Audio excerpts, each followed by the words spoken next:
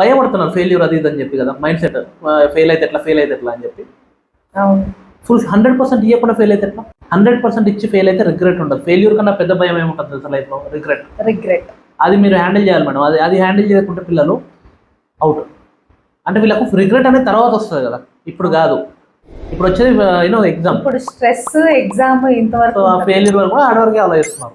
దీనికన్నా పెద్దది కొంచెం ఏజ్ అయితే అర్థమైంది, రిగ్రెట్ ఉంటుంది. చిల్లర దానికి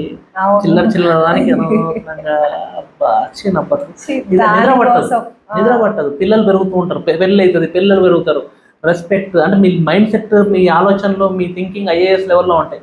కానీ ఫెయిల్యూర్, స్ట్రెస్ అది ఇది అని చెప్పి మనల్ని మనం భరించలేకను అని ఇట్లా భయపడిపోయి పక్కకి వెళ్దాం. భయపడకండి. ఒకటి 2 సంవత్సరాలు ఎట్లయినా వదిలేస్తాం కదా. ఎట్లయినా వదిలేద్దాం ఫిక్స్ అయినా భయపడకండి. అయితే అయింది, లేకుంటే లేదు. ఎట్లయినా వదిలేస్తాం కదా. వదిలేసినప్పుడు భయపడం దేనికి? భయపడి వదిలేసే కన్నా భయం లేకుండా చదువు.